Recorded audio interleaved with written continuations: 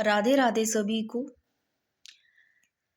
तो दोस्तों, आज साइकोलॉजी में अपना जो टॉपिक रहेगा वो है बाल विकास। और इसमें अपने अभिवृद्धि और विकास को भी अच्छे से समझेंगे।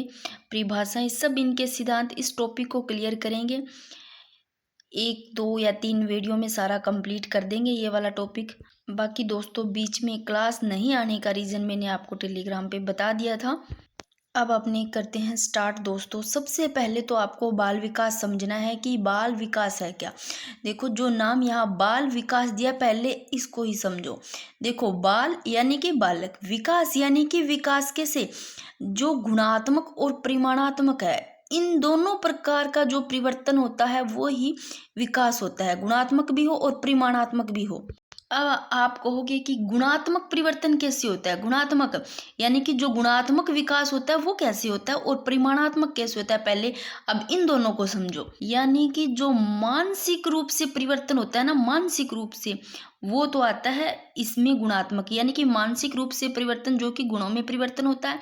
और परिमाणात्मक जो कि शारीरिक रूप से परिवर्तन होता है। अब इनको समझो कैसे, यानी कि मानसिक रूप और शारीरिक। अभी ये भी नहीं समझ में आ रहा तो इनको एक बार ऐसे देखो कि गुणात्मक कैसे होता है, यानी कि मानसिक रूप से परिवर्तन। आप ऐसे लो, बालक है कोई, अगर उसके मानसिक रूप में परिवर्तन हो रहा है, मान लो इस प्रकार कि उसका जो ज्ञान है पहले कम था, फिर जैसे बड़ा हुआ उसके ज्ञान में जो परिवर्तन आया है। यानी कि मान लो पहले ऐसे समझो कि छोटा बच्चा था तो वो ऐसे भोला भाला था, कुछ नहीं जानता था। जैसे ही थोड़ा बड़ा हुआ या कहीं किसी समाज में या किसी के टच में रहा तो वहां से उसने बहुत कुछ सीख लिया।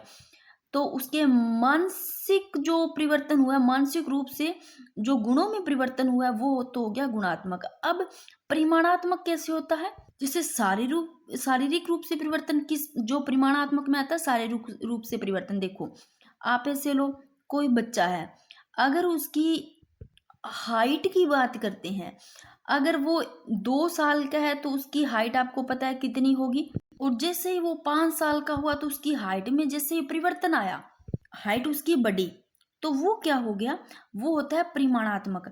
और गुणात्मक में ऐसा नहीं होता है। यहाँ मान लो बालक की हाइट सेम पड़ी है, परंतु उसमें जो मानसिक रूप से जो परिवर्तन आया वो गुणात्मक। एक बार इन दोनों को समझ में आना जरूरी था कि आपको गुणात्मक और परिमाणात्मक जो दोनों में चेंजिंग होता है, परिवर्तन, वो समझ में आ जाए।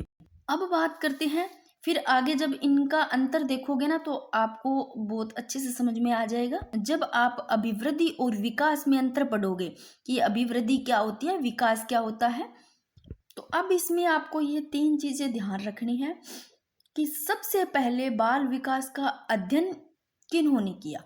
तो बाल विकास का अध्ययन तो किया जॉन लोक ने। और अगर ऐसे क्वेश्चन आए कि बालक के विकास का अगर प्रथम बार यानी कि पहली बार वैज्ञानिक विवरण किन्होंने प्रस्तुत किया, यानी कि सबसे पहले मनोवैज्ञानिक विवरण किन्होंने प्रस्तुत किया, तो मनोवैज्ञानिक विवरण जरूर ध्यान रखना पेस्टोलॉजी ने किया था। यानी कि 18वीं शताब्दी में, 1774 ईस्वी में, चाहे 18वीं शताब्दी आप यहाँ लिख लेना, वैसे लिख रखा है। और एक क्वेश्चन इस प्रकार बन सकता है कि बाल विकास के अगर जनक पूछे कि जनक कौन है, फादर पिता, तो स्टैनली हॉल जनक स्टैनली हॉल है। और मनोवैज्ञानिक विवरण प्रस्तुत करने वाले पेस्टोलॉजी है। और अध्ययन किन्होंने किया सबसे पहले बाल विकास का, जॉन लोक। तीनों ही क्वेश्चन में अंतर है, आप इनको अच्छे से देख लेना। वैसे बालक की जो जीवन यात्रा है और जो इसका विकास होता है बालक का, वो माँ के गर्भ में आने के साथ ही प्रारंभ हो जाता है दोस्तों। अब एक बार इसको समझो कि बाल मनोविज्ञान है। देखो कि बालक के विकास का अध्ययन और मनोविज्ञान की जिस शाखा के अंतर्गत किया जाता है उसे बाल मनोविज्ञान कहते हैं। और अभी ये चीज देखो कि जब इसके अध्ययन का क्षेत्र यानी कि बड़ा हो जाता है, विस्तृत हो जाता है, अर्थात गर्भावस्था से लेकर के किशोरावस्था यानी कि परिपक्वावस्था तक होने लगा, तो आज इस बाल मनोविज्ञान को बाल विकास कहा जाने लगा, क्योंकि विकास हो गया। यानी कि गर्भ से लेकर के किशोरावस्था तक, जो कि परिपक्वावस्था बोलते हैं इसको, यहां तक जो होने लगा, आज इस बाल मनोविज्ञान को क्या कहा जाने लगा, बाल विकास। वैसे तो जो विकास की अवस्थाएं है ना, अलग अलग है। रोज के अनुसार अलग है, सेले के अनुसार अलग है, लोक के अनुसार अलग है, कोल के अनुसार अलग है। इसे सामान्य वर्गीकरण में अगर देखें तो जो गर्भावस्था होती है वो ध्यान रखना कि गर्भ धारण से जन्म तक, जैसे मैंने आगे करवा रखा है, करेंगे, मैं मोटा मोटा एक बार बता रही हूँ कि गर्भावस्था गर्भ धारण से जन्म तक, और शेषावस्था होती है वो होती है 0 से 5 वर्ष तक शेषावस्था होती है। बाल्यावस्था की बात करें तो 6 से 12, बाल्यावस्था कहाँ तक, 6 से 12 वर्ष तक, और किशोरावस्था 13 से 18 वर्ष तक, और जो प्रौढ़ावस्था है वो 19 वर्ष के बाद की होती है। तो अपने ये भी करेंगे, पर एक बार इनको अच्छे से समझना है। साइकोलॉजी बस समझ के ही करनी है। देखो, बाल मनोविज्ञान से तात्पर्य क्या है ये देखो, यानी कि बाल मनोविज्ञान यानी कि बाल प्लस मनोविज्ञान। बाल मनोविज्ञान किससे मिलकर बना है, बाल प्लस मनोविज्ञान से, यानी कि जिसमें बाल का अर्थ होता है बालक, और मनोविज्ञान से अभिप्राय होता है यानी कि मन के विज्ञान से। तो क्या तात्पर्य हो गया, देखो, बालक के मन तथा व्यवहार का अध्ययन करने से है बाल मनोविज्ञान से तात्पर्य है। तो ये ध्यान रखना। अब देखो, विकास एवं अभिवृद्धि, इसको आगे करेंगे। मैंने यहाँ पर इनको अच्छे से समझाने की कोशिश भी की है और बिल्कुल शॉर्ट में लिखा है। एक बार मैं थोड़ा सा उत्तर बता देती हूँ कि विकास एवं जो अभिवृद्धि है, देखो, अभिवृद्धि व विकास की प्रक्रियाएं उसी समय से प्रारंभ हो जाती है जिस समय से, देखो, बालक का गर्भाधान होता है। ये प्रक्रियाएं उसके जन्म के बाद भी चलती रहती है, निरंतर जन्म हो गया तो उसके बाद भी चलती रहेगी भाई।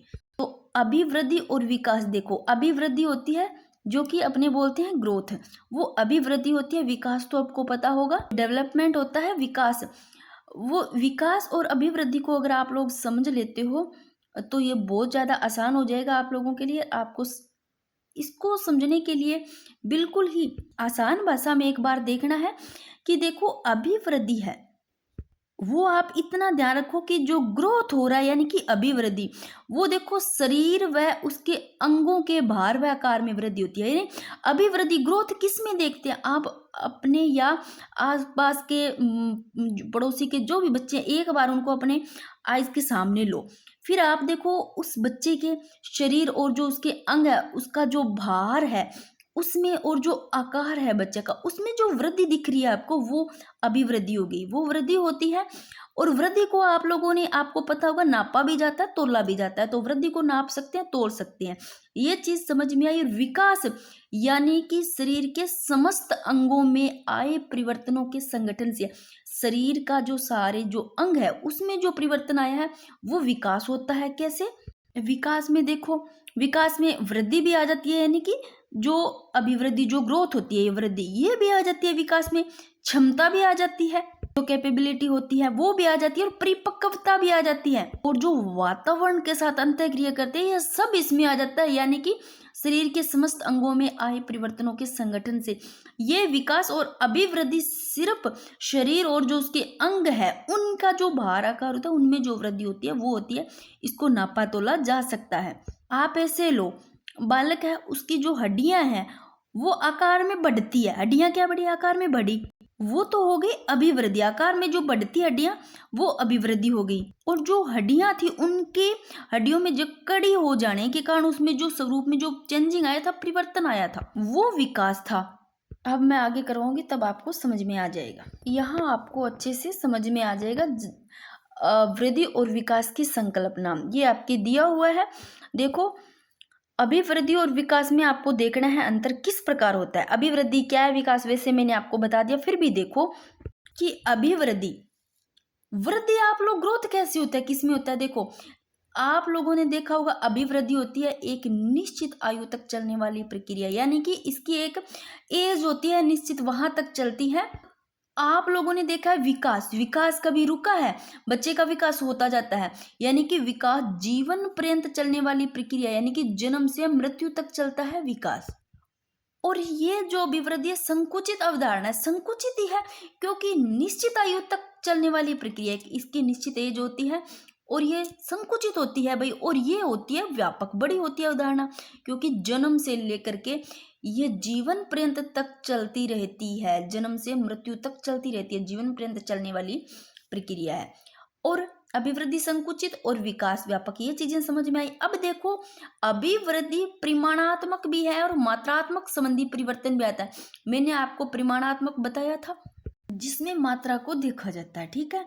और विकास होता है, ये देखो, गुणात्मक परिवर्तन और मात्रात्मक, यानी कि विकास का आपको गुणात्मक ध्यान रखना है। देखो, मात्रात्मक दोनों ही होगी, ठीक है। और विकास में उसके गुणों का पता लगता है, यानी कि आप बच्चे को देखना कि अभिवृद्धि, जो वृद्धि तो होती है उसके शरीर में, अंगों में पता लगता है, हाँ कितना बड़ा है, कितना, यानी कि पहले मोटा था फिर पतला हो गया, इस प्रकार उसके जो हड्डियां हैं, यानी कि अभिवृद्धि को एक अपने बाह्य रूप से देख सकते हैं, यानी कि बाहर, यानी कि इसको माप तोल सकते हैं। और ये एक, इसको कह सकते हैं कि ये बाह्य होता है, यानी कि अपने बाहर से देख सकते हैं, यानी कि पतला है बाद में मोटा हो गया, यानी कि ये तो होगी वृद्धि। और ये शारीरिक होती है। विकास कैसे होता है? अंदर होता है, यानी कि आंतरिक, और बहुपक्षीय सभी पक्षों से होता है विकास।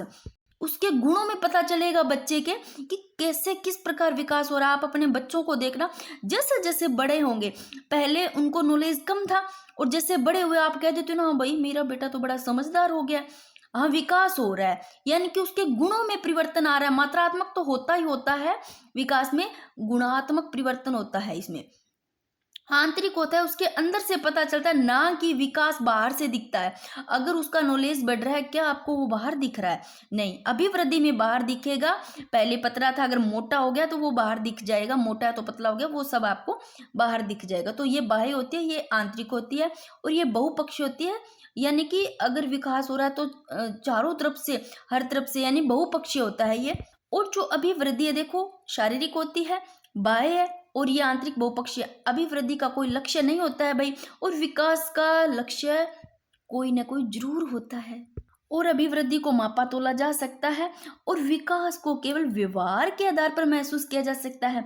बच्चों को देखना, अगर पहले बच्चे ऐसे थे कि आपकी नहीं मानते थे, शरारती थे, ऐसे था, यानी कि उनका इतना विकास मान लो नहीं हुआ था, उसको नॉलेज नहीं था। जैसे जैसे बड़े हुए, आप लोगों ने सिखाया भाई, हाँ बड़ों से इस प्रकार, आपको बड़े आते हैं तो पैर छूना चाहिए, हाथ जोड़कर नमस्ते करना चाहिए, कुछ समाज से सीखे हैं, कहीं से भी, यानी कि बहुपक्षीय हर तरीके से, अगर उन स्कूल से, माता पिता से, समाज से, जिससे भी बच्चे सीखे हैं, तो उसका व्यवहार को देखकर आपको पता लगेगा। यानी विकास केवल व्यवहार के आधार पर महसूस किया जा सकता है कि बच्चा कैसा व्यवहार कर रहा है। और ये जो विकास होता है वर्तुलाकार होता है भाई, और ये एक बिल्कुल ऐसा रेखीय होता है, ये वर्तुलाकार होता है इस प्रकार, जिसको चक्राकार भी बोल देते हैं, इस प्रकार, यानी कि वर्तुलाकार, ये रेखीय होता है, ठीक है। और ये स्पष्ट दिखाई देता है अभिवृद्धि। अगर देखो बच्चा पतला है फिर मोटा हुआ, और हड्डियों में पता चल रहा है उसकी, है ना, तो ये आपको दिखाई दे रहा है। और ये स्पष्ट दिखाई नहीं देता विकास का, आंतरिक अंदर विकास हो रहा है, यानी कि उसको केवल व्यवहार से महसूस कर सकते हैं। तो अब शायद आपको अभिवृद्धि और विकास में अच्छे से समझ आ गया होगा। अगर आया है तो बता देना भी, हाँ समझ में आ रहा है। इस प्रकार मैंने अपनी तरफ से पूरी कोशिश की है समझाने की। ये अभिवृद्धि एवं विकास के सिद्धांत अपने नेक्स्ट क्लास में करेंगे, पर इससे पहले थोड़ी सी परिभाषाएं कर लेते हैं, क्योंकि ज़्यादा लंबी क्लास भी आप लोगों के लिए, मुझे पता है, सही नहीं, आप बोल देते हो।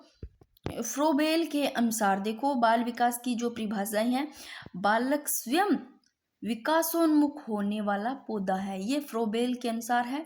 क्रो एंड क्रो के अनुसार बालक विकास, वह बालक का जो विकास है वह वैज्ञानिक अध्ययन है, जिसमें गर्भावस्था के प्रारंभ से किशोरावस्था के प्रारंभ तक होने वाले विकास का अध्ययन किया जाता है इसमें। यानी कि गर्भावस्था के जो प्रारंभ है वहां से जो किशोरावस्था के प्रारंभ है तब तक का अध्ययन क्रो एंड क्रो के अनुसार किया जाता है बाल विकास में। अब बर्क के अनुसार देखो, बाल विकास मनोविज्ञान की वह शाखा है जो जन्म पूर्व अवस्था से परिपक्व अवस्था तक होने वाला विकास का अध्ययन किया जाता है। जो जन्म के पूर्व की अवस्था है उससे लेकर के जब परिपक्व अवस्था तक आ जाता है, परिपक्व अवस्था तक होने वाला जो भी विकास हुआ है उसका अध्ययन किया जाता है बर्क के अनुसार।